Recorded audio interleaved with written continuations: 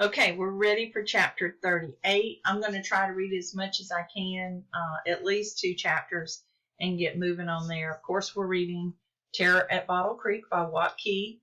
You should have your copy. Remember, you're going to need it for school. No excuses. You can get them from the library as well. Chapter 38. When we broke from the trees into Bottle Creek, the wind and rain came against our faces again, but not as hard this time. I looked at the sky, and the gray clouds seemed higher and less dense. Then I looked down and refocused on where we were going. You think the trail's wide enough? I said. Dad gunned the boat downstream. It'll have to be. In a moment we arrived at the bend in the creek where the trail started. I studied the trees, trying to find a break in the canopy. Can you tell where it is? Dad said. I kept running my eyes over it, using my imagination to redraw where the sandy footpath had been if it weren't flooded over.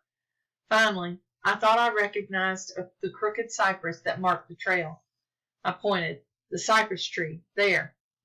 Dad studied it. Yeah, he said, I think you got it.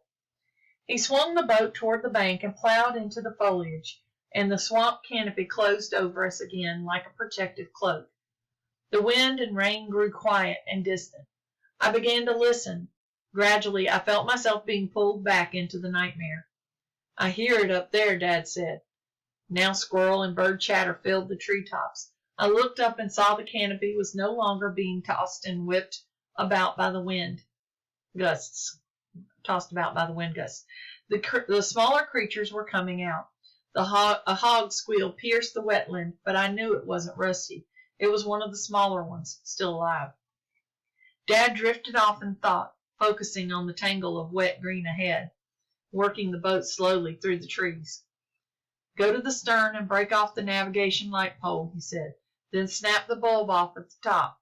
Maybe I can sharpen the metal. A cottonmouth plunked onto the bow and quickly slithered over the gunnels into the water. Dad ducked reflexively. Crap, he muttered. He looked about in the trees. They were filled with small animals staring back at us. More snakes. Go ahead, he said. Watch out for those things. I went to the rear of the boat and broke off the light pole. I studied it doubtfully, but it was all we had. I broke off the bulb and was left with a 3-foot length of aluminum pole the diameter of my thumb. I don't know how we're going to sharpen it, I said. Just give it to me then. I passed the pole to him and went back up to the bow and studied the trees ahead. Liza, I shouted. I didn't expect her to answer me. I've got Dad. We're coming. Something crashed and squealed and grunted not 50 yards ahead. 2 alligators glided away silently over the concentric rings of disturbance lapping against the boat. Look at the water, Dad said. I glanced down and saw the bloody soup. I've seen it, I said. How'd you get out of here? I didn't answer him. Through the tangle of vines and tree branches, I saw the dark shape of the mound. Where's Rusty? I thought. Where is he? Chapter 38. I see the mound, I said. Liza, he shouted. Francie!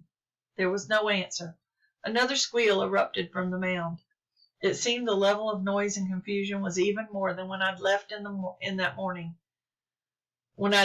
that morning, especially with the squirrels fussing and the birds flapping in the trees. It was all the chaos of a washed-out zoo. You can't get past that hog, Dad. He's up there. Don't ground the boat yet. What? Back off! Dad slammed the boat into reverse just as it was about to nose into the base of the mound. In that instant, a blur of rust-colored hair came charging down the hill, crashing through the underbrush. Rusty plowed into the water and slammed against the hull. I lost my footing and toppled into the water, falling across the back of the crazed hog. I sank and swirled into the murky depths, watching the white belly of the beast and its hooves slicing above me. I flipped and swam under the shallow of the boat and came up on the other side. I grabbed the gunnels and felt Dad's hand grip my arm and haul me into the boat once again. You hurt, son? I got to my knees and shook my head while I caught my breath. God almighty, he said. I looked across the bow to see Rusty wading ashore. The hog turned his black eyes to us, and I saw the crazed hate and rage twitching in his muscles. His face and tusks were red with blood. I've never seen anything snake bit act like that, Dad said. I stood. We've got to get to the girls. Dad dropped the pole on the deck. This won't do us any good against that thing. Liza, I called. There was no answer. Dad walked to the bow of the boat and stared back at Rusty. The hog wheezed and grunted and pawed the mud. I've got an idea, Dad said.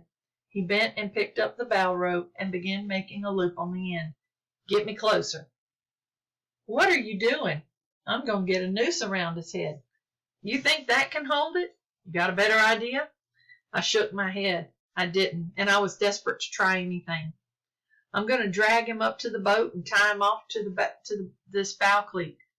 I looked at Rusty again, staring as if he dared us to try anything. Dad straightened with the lasso formed in his hands. Go on, he said. Get me closer. He's going to come into the boat. Don't get me that close. I bumped the boat into the gear and pulled it back again, just enough to give us a small thrust forward toward the mound. I kept my hand on the throttle, ready to reverse. Rusty wheezed and took a challenging step toward us. You just stay where you are, big nasty, Dad muttered. The boat drifted closer until there was only 15 feet between us and the hog. Bump it again, Dad said quietly. I gave the engine another nudge and felt my heart beating in my chest. Get ready to reverse, he said. When we were about 10 feet from the hog, Dad tossed the loop at him. The rope hit Rusty in the face, and he snorted and wheeled to the right, leaving the line slack on the ground. Reverse, Dad said, but I was already backing off. This isn't going to work, I said, frustrated. Dad gathered the rope again and studied Rusty as he reformed the lasso. Get me in there again, he said, closer this time. I sighed with hopelessness, but started us forward again. Stand still, big boy, Dad said. This time Dad didn't throw right away. We came within 6 feet of the hog, and I saw the beast's muscles tensing. He wanted nothing more to get into this boat with us, to tear us to pieces. Dad! He tossed the loop just as Rusty charged. The hog slammed into the bow and slipped and fell away, but the loop had gone around his head and one foreleg. Dad fell back and pulled on the rope with everything he had. Reverse, he yelled. I slammed the boat into reverse as Rusty squealed and swung his head and battered the side of the boat like someone beating a metal barrel with a butcher knife.